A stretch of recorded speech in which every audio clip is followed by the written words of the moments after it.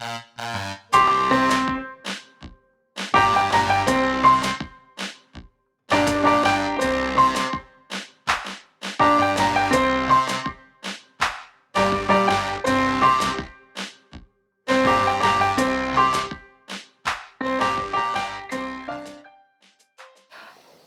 I'm Chris Conley. I represent the 40th district, which is part of Groton and Ledger. Oh, Look at Anthony, this. wait a couple minutes. Come sit down, Anthony. Perfect timing to carry Excellent this one timing. on. Good to see you. Hello, everybody. And we all sit on 3 committees in the House. There's 151 members of the House, and we have a multitude of committees. Anthony was just coming from Appropriations Committee that just finished meeting.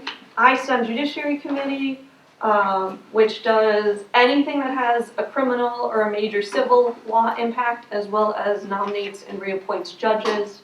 I also sit on Transportation, which if it swims, flies, or rides on a road or on a rail, we deal with it. And then I sit on Planning and Development, which is the catch-all committee. If it doesn't fit in anywhere else, it goes to Planning and Development. And Planning and Development also handles major issues for municipalities with waterways, any statewide zoning changes, and anything else that doesn't quite fit anywhere else. So 2 of my committees are done. Judiciary Committee, 3 committees still run now. Judiciary Committee, because we have more judges, the governor just appointed some judges, and Judiciary Committee gets any referral of any bill that impacts the criminal or the civil justice code, which is every major bill. And then Finance gets referrals of any bill that will raise a tax or a cost. And then Appropriations, which Anthony sits on, deals with any bill that has a cost or a change or a mandate. So Anthony will be busy until the end of session, which is 2 weeks and 2 days. May 4th at midnight. We got 2 weeks and 2 days, so we are in the crunch zone now. Sine die. Sine die. What are you? Almost fixed. So I'm Joe Dela Cruz. I'm the 41st. You're actually in my district now. This will be the last year that it's actually Groton in London. It's going to be Groton and Stonington going forward from here. I'm not running again, but I'm not here to talk about that. I'm here to talk about the committees I'm on and the work we're doing. I am on Veterans Committee, Aging, and Housing, which housing I've been on since I first got up there. It's been something that's really important to me. And again, you can see the way you vote on any one bill, how you can affect everyone throughout the state. There's the 830 housing bill. That there's a lot of folks that, it's an affordable housing mechanism that we set up, forcing towns that have not zero, many of them have almost 1-2%, some of these towns, and we're trying to get them to a goal of 10%. It comes up each year. And there's the towns that aren't there yet. I don't have that problem in either town I represent. We have, I think, 30% in Groton, and it's almost 40% in New London of affordable housing. And then if you ask somebody that lives in New London, they would say that's not correct.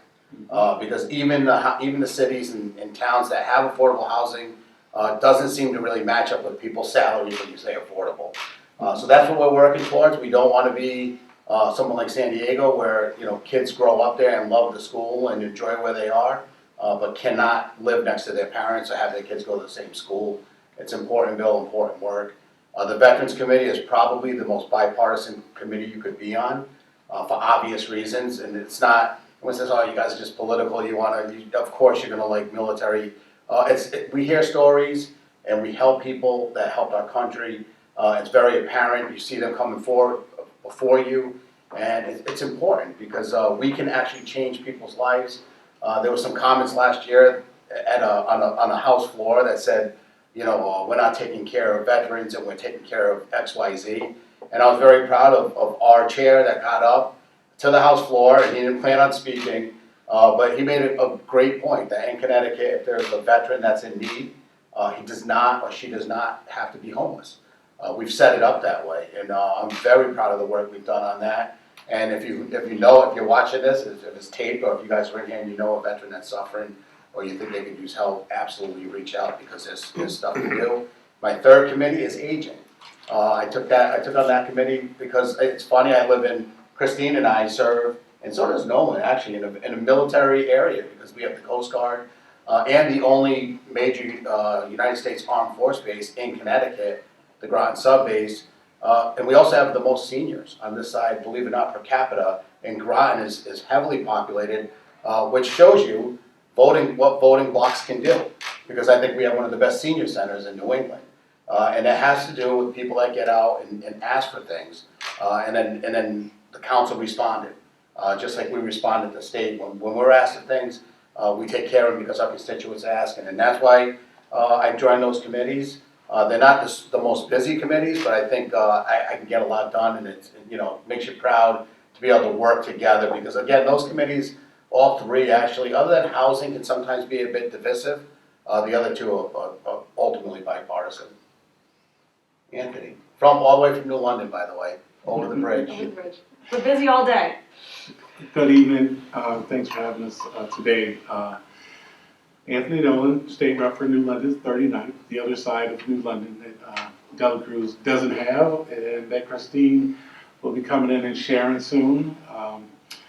My committees are appropriation, education, and interns. Just got through with an appropriation meeting. That's why I was a little tardy.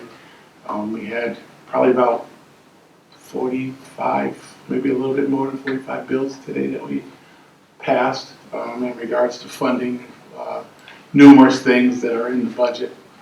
And it is getting down to the ropes in regards to making sure that we can afford what we're putting in the budget and taking out what we can't, and hoping that we can finagle the funding to come from whatever other areas we might need to come from in order to cover it. One of the big things that we did today, I was just texting Christine about, is that CBAC agreement. That did make it out of committee. It is a very debatable contract for them. But I think that when it gets to the floor, it will take about 6 hours to talk about, maybe. That is the time requirement for, At least. So it's a max. there are some bipartisanship, but there are some debates. It's not a great deal of bipartisanship, but there are a few members for and against. And we're looking forward to debating that on the floor to talk about a little bit more details in it than we already know, and then to hear questions publicly so people can understand. I think that it's really important because it's going to give workers, I think, 2.5% over the next few years. A lump sum of I think it was 3.5, and it's going to save the state of Connecticut about $60 million in the end. There's still a lot in there that will come up for question, but we're going to make sure that we cross our T's and dot our I's in the hopes that it does well. Anthony, for folks who might not know in the room or on TV, what is the CBAC agreement? Well, Christine, it could be a lot of things. It could be a lot of things. It's several unions changing up several of the contracts that they have. I don't know, it's got to be at least 4 or 5 unions, right? 40, I think 35 unions. in all. Yeah. So this I is know it's our a lot of big, unions. this is our big wage agreement, retirement plans, and health insurance for all the state workers. So in exchange for raises, there's some takebacks on the workers on the health insurance, which is where the savings comes. Prescription drug plan, they're taking up a lot on. And you're probably hearing a lot in the news about how it's fair or unfair, and who's gonna wind up where, who's making more. Yeah. What folks don't remember, I've been there 6 years, and they've given back. They give back to the point that when you look and see it a surplus now, Lamont has been blessed with surpluses. There's no doubt about that. He's admitted that he came in the office, and a lot of that had to do with the restructuring of the deal and benefits that they did. Just in 2018 that happened, right? And Summer 17 to 18, well, yeah. the budget, I guess the fall is when we actually passed the budget that year in the CBAC. that's right, that was a long That's year. when I first came on. Yeah. I was getting beat up for something I didn't know anything about. You came in special to that lovely experience. So, but there have been a great deal of surplus. gained from the agreements that they have with a lot of the unions. And, people think now that it's time to pay back. It's time to give back, from, them sacrificing so much. And that's what the debate is, whether or not people think that they deserve it. Many of us do believe that it's long overdue for the things that are being offered and the things that we're saving money on. So those are some of the stronger points when it comes to that. And Anthony, before you were here, someone did ask the procedural questions that say you had the public hearing and the committee vote, and then there has to be at a minimum 2 business days before the House can take up a matter. This is a House bill. So the earliest CBAC could come up is Thursday. And then after it passes the House, it's off to the Senate and then signed by the governor, if everyone remembers how a bill became a law. But this CBAC agreement was already agreed to by all the unions. It was negotiated by the individual unions together and the governor's office, and was voted on by all the unions who are part of the CBAC deal. So over 20 unions already looked at it, voted on it. Again, they had attorneys, the governor's office had attorneys, and they negotiated an agreement, and then it's our job to validate or invalidate the agreement. And that's something that people thought was a secret when they were negotiating. That's just how unions and administration do things. They have to negotiate, and when they negotiate, it's not always a public event for people to see and hear everything about it. So if people ask today if I thought that there was a lot of secretive stuff, and I go, well, according to how they're supposed to do it, I don't believe there were things behind closed door. I think that was just part of the negotiations that they have when it comes to unions in the contract. So I believe things were on the up and up, and I think that, as I said, I think the state's going to benefit in the long run from saving $60 million, or approximately $60 million across the board. Over what time frame? I'm sorry? The savings of $60 million over what period? 2027? Yeah. 2027, I believe. And again, it could be opened up as early as, I think, 5 years from now. Yeah. And that's what we did with the last CBAC agreement. The last CBAC agreement was supposed to go to now. And in 2017, when we had issues with the budget, we opened it up early because there wasn't enough money, and said, what can we do? To get some givebacks and make this budget work. And that's when they developed Tier 4 retirement, which is a 401k hybrid, which provides substantial savings. So we expect it to go till 2027, but there's always things that unfortunately can change, positive or negative, with the economy that requires more discussions. Mostly CBAC gets opened up for negatives in the economy, unfortunately. And they call it the land of steady habits, and nothing changes, nothing ever happens. I think the steady habit I've seen is the reduction in employee benefits and reduction in it, because there's no doubt at all that everyone knows that a Tier 1 employee is looked up to as if they're gods because of the benefit that they had. And then you got to tier 1A, Tier 2, 2A, 3, 4, now we're down to 4A. And I don't think it's a good thing for our country. I'm going to speak on this bill. I haven't been on the floor a lot, but in my experience, I just think of our local town. We have police officers in this town that are 22 years old, and they're looking up at 25-year-olds saying, "Oh my God, I wish I was born 3 years earlier, because then I'd have a retirement and a pension." And that's a sad statement to make in our country.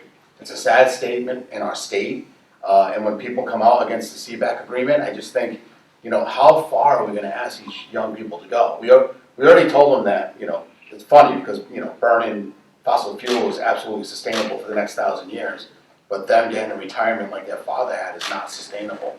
So I think it's a hard message to give young people, and young people they're taking the message and they're not chewing on it too well. And that's why you're seeing a lot of uprisings from young folks, because, hey, I agree with them. I've seen it happen to them. And I think now you win this war one vote at a time. And we're going to take that vote on Thursday. And I know where I'm standing. So on to Other go committees I'm on is education. Big thing we're trying to do for education is it's going to come to the education cost sharing formula. We're really trying to change that and make it. Excuse me, what kind of formula? The education ECS Okay. funding. Okay. where district, there are, how many alliance and 33 alliance districts. 33 alliance districts. We're trying to increase the monies that they get to make sure that students are getting treated fairly and educated equally. Something that hasn't happened in Connecticut in a long time. The push is to make sure that we spread out money equally to make sure that our students are educated fairly. There's a lot of towns that are getting ready to change from the Alliance District, but I think this year they're not going to immediately remove them from the ECS funding. They're going to cycle them in, I believe. 5-year delay. 5-year delay, so that it doesn't become such a hardship or a hardship for some of them that might have a hardship. Other areas that we're looking at working on is early childhood, birth to 3, especially for our child care workers and our child care facilities, something that has been neglected for numerous years. We all understand the need to fully fund them. Unfortunately, I don't believe that we're going to be able to, because I believe it's around 700 million, maybe a little bit more. But I hope that I hope that by the time we're done with what we have to do in appropriations, that we just don't put a Band-Aid on the fix. That would just, bring them across just for a little while. I hope that it's closer to the 150 to 200 million mark if I'm wishful thinking. The amounts of money that we're putting into a lot of the programs that have been behind a long time is not as much money as we thought it was going to be there, especially with the governor spending a great deal of the ARPA funding. We're only left with so much to make sure that we plug in and also have a kind of like pocket just in case something else comes up between now and the school year. But we are funding quite a bit of things to try and help close that gap. So we're hoping to work together to make sure that we have bipartisanship when we do it. And then last, interns. I think we had about 40 interns this year, which was a little bit less than we usually have. What we do with the interns is we assign interns. We normally assign each person an intern in the House and the Republicans to make sure that they have somebody doing some assisting and also learning a lot about what we do while we're up here. This year it's going to actually be a little different. We're going to celebrate them actually towards the end of the month. We're actually doing a banquet for them, banquet style celebration, to thank them for all the work that we've been able to do. And not to leave out, but we have some really good CECs. Edward is my CEC, and he's done an amazing job for just working together just this year. So I just hope that we can continue to work our relationship, and I'm sure they told you about. Did you tell them about your CEC? We'll do that now. Emily has joined us. She joined us in February of 2020 as a CEC. CECs are assigned to 3 to 4 representatives, so we have they have a team of us to assist day to day. And Emily walked in when the world was normal, and then 2 weeks later the world wasn't. Yeah. And she was assigned to Joe and I to start with, and then we got separated out. So Joe's on a different team now, but it's okay. I am. And Cody in the back is on outreach team, who he's our guru, who makes sure that we do events and helps us plan events like this. And he gets assigned. How many do you have? 23. 23 reps each. So he's not that busy yet.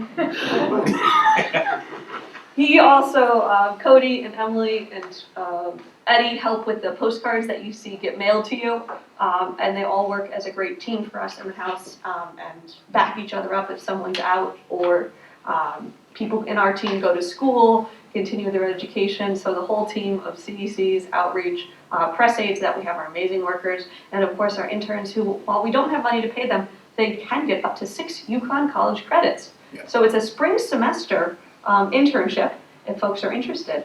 Again, 6 UConn credits up to. We appreciate you coming and helping us out. It's a hybrid right now, but you can also come in person. But for bills, I want to talk about our DoD bill that passed last week, because that was a really cool bill.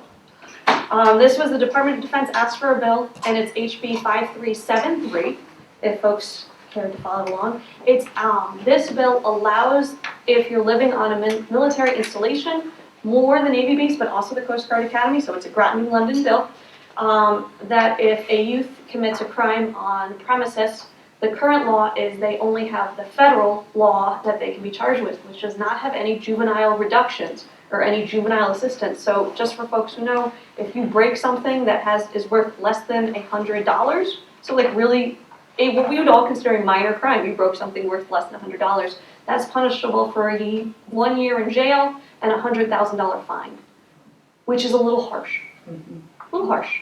So the Department of Defense actually asked, can we do concurrent jurisdiction so that if a youth commits a minor crime, they can be transferred over to the state system, which has things like the Juvenile Review Board, where if you would get counseling, write an essay, do community service, or into our juvenile justice system for maybe a slightly more crime, where you might need to have more counseling, more penalties, get you into some youth offender programs, get you and your family full services.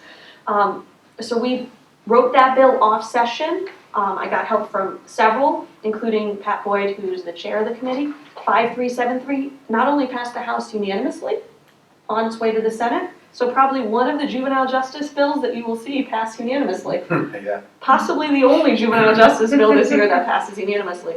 But it's also was taken as a model and is up for vote in Arizona, Delaware, New Hampshire, and North Carolina this year.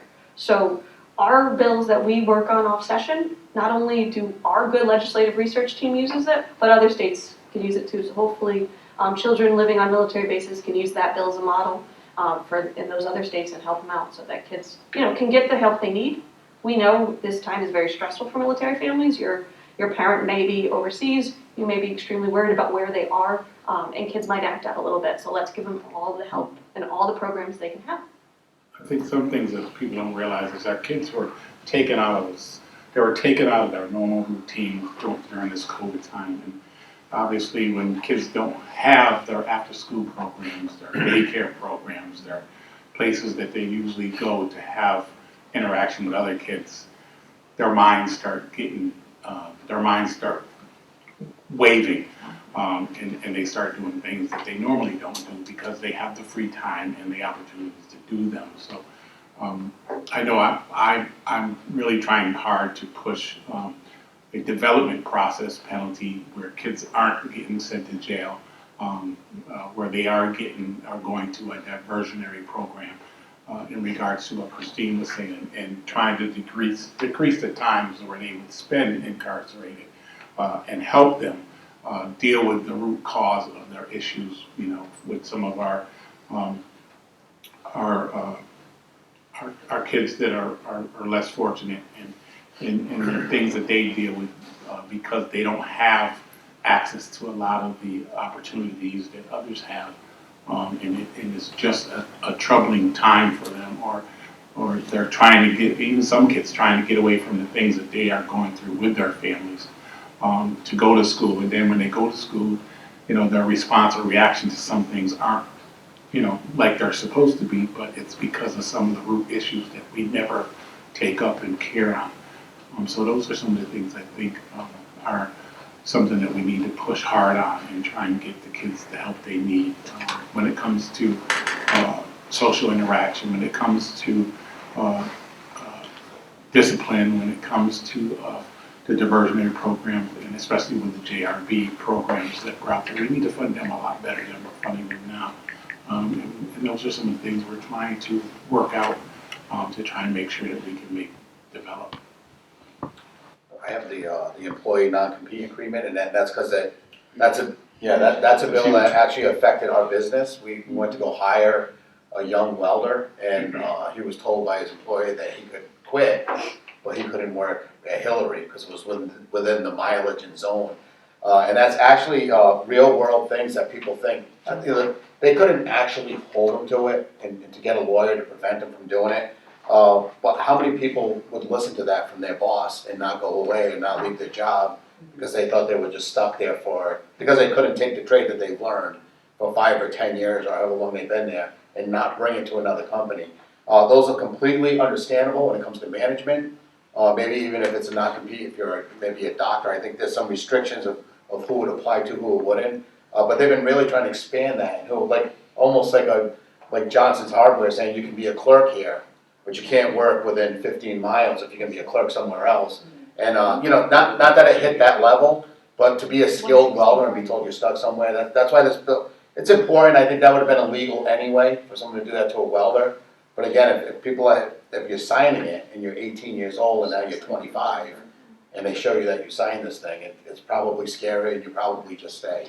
So again, these are little bills that pop up from experience, from things we hear from constituents, and that was one of them. And again, it wasn't a bill that I came up with, but I saw it and I was on it because we saw it happen. And actually, we told the kid they can't make you, they can't keep you forever. You're not a servant. You're an employee. And they came on And up. non-competes are super common in certified nurses' aides and companions and fast food restaurants. Something if you think like, what's the difference if my friends work at McDonald's and I'm working at Burger King and I want to go work at McDonald's, you're not making or breaking either corporation by working there. So it's a good bill. I want to talk a little bit about the school ventilation bill because this is really cool for all of our towns and the towns that the new 41st should be getting. So we have school construction bonding, which is for building or big changes in schools. Again, Groton just did $158 million Yes, we did. to do the 3 schools. New London's working on a few projects as well, some in the works, some just finished to update the schools. But with COVID, we learned that something folks haven't thought about is the ventilation system up to par on some of these older buildings. What can we do about it without, spending $158 million and tearing down the school? So the school ventilation program is going to allow the districts to get bonding requests through the school construction program just to upgrade their ventilation system. So if the building's an older historic building, the building still works. They don't need an upgrade or to add on a wing, but they need to update their ventilation system, something that the council and the municipality maybe can't afford to do in a 1-year budget cycle, looking for some state help for that. They're gonna be able to apply for that in the school construction grant program. And hopefully that'll pass through the budget to allow that change. It's a big change and it'll help a lot of communities, especially folks who maybe be doing what Groton's doing, where you're doing schools one at a time, and we have a couple older schools left. Parts of Fitch High School are pretty old. Joe, Fitch was around when you were there. Tammy went to Fitch, right? Yeah, of course. Tammy went to Fitch. So parts of that system, while they've made upgrades, there's always need for more updates looking at COVID. And then you have a lot of schools that have very historical. This high school that I went to, which is not in Groton, my grandfather went to, and it's in the historical section. And he was in World War II. So let me tell you has had some upgrades, but I'm sure could use some upgrades. And my nieces are currently going there. So there's still children in that building. It's still a great historical building, but it could certainly use some ventilation upgrades. And I'm sure every town, every municipality probably has a story like Fitch or like that old historical building that can use some upgrades. Another bill, an important bill, is Bill 163, an act protecting employees' freedom of speech. It's to prohibit an employer from coercing an employee into attending or participating in a meeting sponsored by the employer concerning the employer's views on political or religious areas. And a lot of people come to us in regards to employees being made to go to certain meetings and hear from certain employers what their opinion is and what they want and what they hope and feel intimidated in regards to whether or not they should or should not do things. And this is an important bill because it will protect the employee from having to worry about those kind of things. So that is a bill that I will definitely be supporting in this session to make sure that that no longer exists. Well, I'm gonna talk about a bill these two probably can't, because 5073 is one that you might have read about me in the paper, and one of the reasons I'm leaving is to increase the legislative pay. It's an extremely hard position to be in when you're running, and to be on the floor, and to be a politician I'll be walking away and leaving this behind. But folks you're asked to vote on your own raise, and the optics are horrible. And a lot of folks would be against it, but the reality is, you're gonna have, if we don't do a raise at this time, and then the economy gets a little slow again, they say, well, we can't afford it now. Just think 10 years from now, it'll be $28,000 a year. Who's gonna run? I mean, and we're definitely not in this for money. I think when I first ran, I wasn't even thinking about the money. I was on the RTM, the town council. I coached multiple youth sports programs. I've never been paid for any of it. I never wanted to. I never missed a minute of my job for it though, not 1 minute. For local town council, for RTM, you don't miss any time. For this job, when we first got our schedules, Christine and I got elected in 16 together, we looked down at our schedule, I said, I have to quit my job to do this job. And I'm not trying to scare you, I know you're running over there in the audience, but it's absolutely mind-boggling. They weren't quite honest. They weren't completely honest. But they know we were both excited, civically minded, and wanting to get up there. So we probably heard what we wanted to hear. But it's absolutely, it's rigorous, and then the feeling of being able to leave this behind. I wanted to run again. My wife, she told me go ahead and do it, but I am just financially not there. I can't do it. But that should not be the decision for the next person. And I think if you're going to be a lawmaker and you're going to be up there, you make laws for the next person. Usually not yourself. You go up there and change things that you think will be better for the next person down the road. And this is one of the things, and this is why I'm on that bill. And I know it's not the easiest bill to support while you're running or while you're in the middle of it, but it makes complete sense, and I hope people pay attention, and I hope they support it. Yeah, It is disappointing to know that people have to leave. It's real disappointing when you stood up there and said, Wow. and I know there's, you have such, valid reasons for deciding that, but it is disappointing, even, to have to take, vacation and holidays from work to be able to be up there instead of being up there on a normal basis. Many of us use our vacation and holidays from our regular jobs to go up there and do what we have to do when we go up there. And it's, it doesn't always allow us to have the vacation and holidays we want for personal time, for family time. So that is something that I would hope to see change, because it's not fun having to use all your vacation time to do the job. But that's what we do, and that's part of what we signed up to do, not knowing that we would have had to do. But that's what many of us are doing, and we just wish it was different. I think at my office, they were talking this year about, making sure that, because we have to stagger our vacations because it's a law firm for court coverage, and people said, well, you have a vacation coming up soon? I go, yeah, I do. I'm going up to Hartford. That's what it is. I'm going up to Hartford. It's one of my vacations, time. And, I think we love what we do. We do. It's a great job. And what I think is most unfortunate is that you have folks, when you look around the House chamber of 151 of us, you probably see about 20 different professions. There are professions that have flexibility, like where I work, that have a lot of folks who can make coverage. There's professions that are hourly but open 24 hours a day, like what Anthony works, so that you can change shifts or change schedules or work weekends. You have business owners, and you have retirees. And you might then look around, real estate agents, that has a more flexible schedule.